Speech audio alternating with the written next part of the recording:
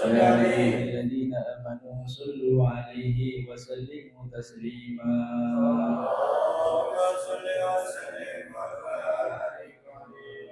بسم الله الرحمن الرحيم. اللهم صل على سيدنا محمد صلاة تجعلنا بها من أهل العلم ظاهرا وباطنا وانصرنا بعبادك الصالحين في دنيانا وأخرانا وعلى آله وصحبه وسلم. الحمد لله رب العالمين. Ma'asyiral muslimin wal muslimat rahimakumullah. Jamaah pengajian yang saya muliakan dan saya hormati, alhamdulillah berkah pertolongan dari Allah dan taufiknya kula panjenengan sedaya alhamdulillah saged kempal sareng-sareng pengaosan alhamdulillah. Pada malam hari Ahad wage niki pengajian rutin setiap bulan alhamdulillah. Mudah-mudahan Allah berikan keistiqomahan, Allahumma. Dan pengajian yang diridhoi oleh Allah Subhanahu wa taala. Al-qalbu, yang namanya hati itu tahtaj, membutuhkan atau butuh lin nasihah, yaitu butuh nasihat. Kama yahtajin nas lil akl wa syurb, sebagaimana manusia itu butuh makan dan butuh minum. Hati akan mati bila tidak ada nasihat. Hati akan mati bila tidak ada nasihat atau tausiah. Maka begitu juga orang ketika kelaparan, kehausan, sehari, 2 hari, 3 hari lama-lamanya dia akan mati. Benar apa betul? Sebagaimana hati kita ketika tidak diberikan nasihat-nasihat, maka hati kita akan keras dan akan mati. Naudzubillah min dzalik. Dan mudah-mudahan pada malam hari ini adanya pengajian seperti ini bisa menjadikan hati kita hidup. Allahumma amin. Amin ya rabbal alamin. Maka setiap pagi kita dianjurkan, Nabi Muhammad SAW memerintahkan kita sebagai umat Nabi Muhammad itu membaca ya Hayyu ya Qayyum, ya Hayyu ya Qayyum la ilaha illa anta. Dan ini dibaca biasanya 40 kali kalau sebelum subuh. Ya Hayyu ya Qayyum la ilaha illa anta. Ini biasanya dibaca sampai berapa? 40 kali ini dibacanya sebelum subuh. Orang yang membaca ini insya Allah tidak akan memberikan hatinya mati.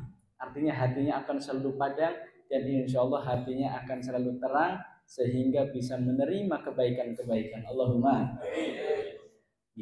Tapi syaratnya kalau bacanya sebelum subuh berarti tanginnya kudu cepat. Ya betul. Nah ini. Maka para ulama atau Al-Imam Ali karamallahu wajhah mengatakan jahidu ahwa'akum.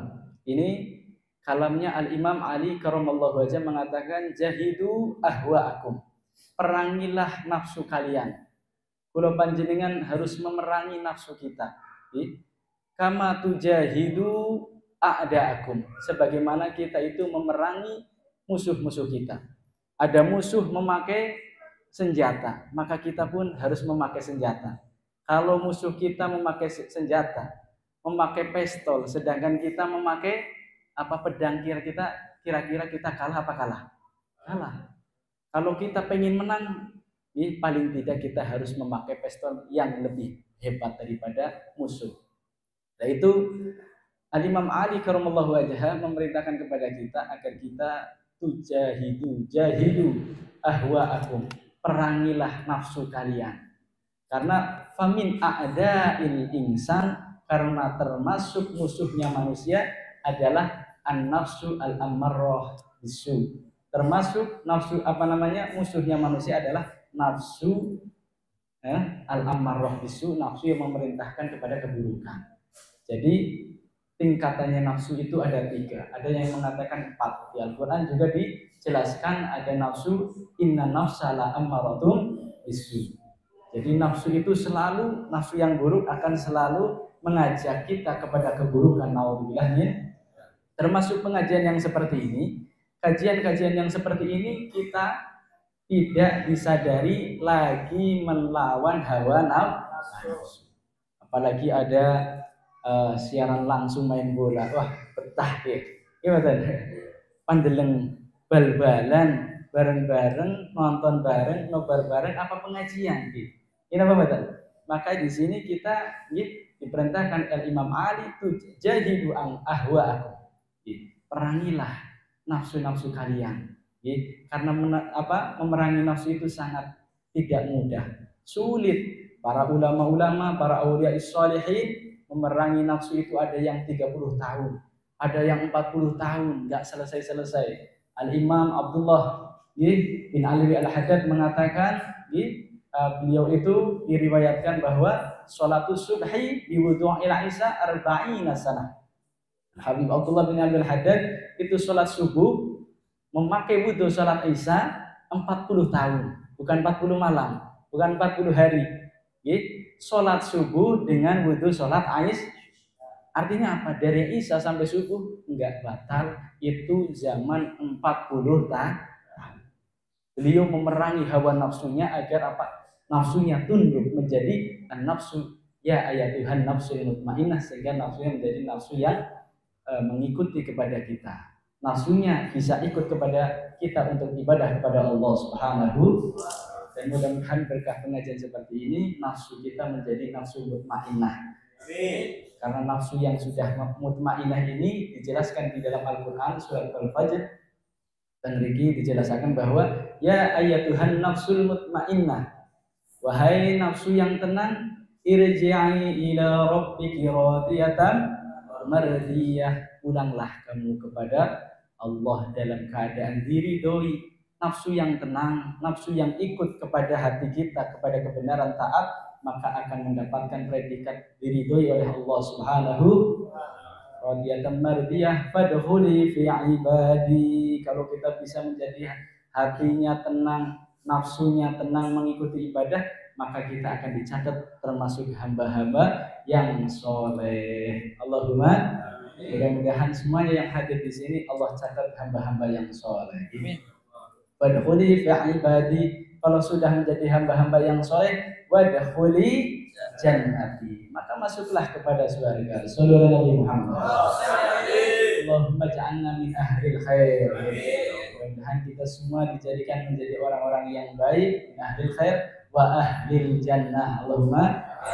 Mudah-mudahan dijadikan penduduk-penduduk surga wa fil firdausil a'la, dan mudah-mudahan ditempatkan di surga firdaus yang paling tinggi. Allahumma amin ya rabbal alamin. Yadkhulul jannah bi ghairi hisab, masuk surga mudah-mudahan tanpa hisab. Allahumma. Ada orang-orang yang masuk surga tanpa ada hisab, salah satunya adalah orang yang suka ngaji dan mendengarkan kajian setelah itu diamalkan. Ini salah satu orang yang akan masuk surga tanpa dihisab oleh Allah Subhanahu. Hadir majlis, mendengarkan dan mengamalkan ilmunya, maka orang ini akan mendapatkan pertolongan dari Allah bila hisab. Masuk surga tanpa hisab. Pengen apa betul? Kita banyak dosa, banyak kesalahan, banyak maksiat, tapi ketika kita senang ngaji istiqomah, istiqomah mendengarkan ilmu, senantiasa senang mahabbah dari para ulama, insya Allah kita akan mendapatkan masuk surga tanpa hisab. Allahumma amin ya rabbal alamin. Dijelaskan di surat Asy-Syamsi wa Duhaha juga dijelaskan, dijelaskan qad aflaha man zakkaha, beruntung orang yang mensucikan hatinya, pikirannya bukan kotor, pikirannya tidak jorok, pikirannya tidak maksiat kepada Allah Subhanahu. Nah, ini harus kita perangi. Peranginya bagaimana? Mungkin kalau kita pikirannya nggak bagus, ayo kita ambil wudhu. Ambil wudhu, ketika itu kita ayo madhab kepada Allah Subhanahu. Ketika kita gaduh, ketika kita itu pikirannya lagi nggak tenang, maka ambillah air wudhu, kemudian sholat 2 rakaat, zikirlah kepada Allah Subhanahu. Itu cara memerangi hawa nafsu, agar kita itu bisa memerangi hawa nafsu. Insya Allah ketika kita bisa memerangi hawa nafsu, insya Allah akan menjadi hamba-hamba yang selamat. Allahumma amin ya rabbal. Sampai kanjeng Nabi Muhammad SAW mengatakan, laisa syadid bil musarah, bukanlah orang yang hebat, orang yang kuat itu orang yang ahli gulat, wong sing ahli smackdown, bukan. Orang yang ahli tinju, bukan. Wong sing hebat adalah alladzi yamliku nafsahu indal ghadab, yaitu adalah orang yang bisa menahan dirinya ketika lagi marah bisa menahan diri. Dicaci maki sama temannya, tapi dia sabar. Maka ini orang yang dikatakan orang yang kuat di sisi Allah Subhanahu. Mudah-mudahan kula panjenengan menjadi orang-orang yang kuat, orang yang bisa menahan hawa nafsu. Allahumma. Karena kita sudah ngaji sudah lama, kita sedikit demi sedikit kita jelaskan tentang nafsu, karena nafsu itu nggak akan hilang. Kalau setan, kalau panjenengan digoda setan, kita baca a'udzubillahi minasyaitonir, itu bisa hilang. Tapi kalau nafsu belum tentu hilang. Bahkan nafsu akan selalu membekas di hati kita, di jiwa kita. Tidak akan bisa hilang terkecuali kita tundukkan nafsu itu untuk ibadah kepada Allah Subhanahu. Kita kalahkan untuk berzikir kepada Allah Subhanahu. Insya Allah berkah hidup bersama orang-orang soleh, kita nafsunya akan tunduk kepada kita. Allahumma amin ya rabbal. Jadi pada malam hari ini jadi kula menjelaskan tentang nafsu, bahwa nafsu ada an-nafsu al-ammarah dan nafsu mutmainnah. Ada juga nafsu lawamah. Nah ini paling tidak mudah-mudahan kula panjenengan bisa menjadi nafsu mutmainnah. Walaupun nafsu mutmainnah itu ibaratnya sangat sulit sekali, tapi insya Allah kalau Allah memberikan pertolongan kepada kita, insya Allah akan mudah. Allahumma amin. Mungkin itu saja yang bisa saya sampaikan. Kurang lebih nyuwun agungi pangapunten Allahumma. Kurang nyuwun ngapunten. Mudah-mudahan sing ngaji Allah berikan kebutuhan, kepahaman agama dan bisa mengamalkan ilmunya. Allahumma amin ya rabbal.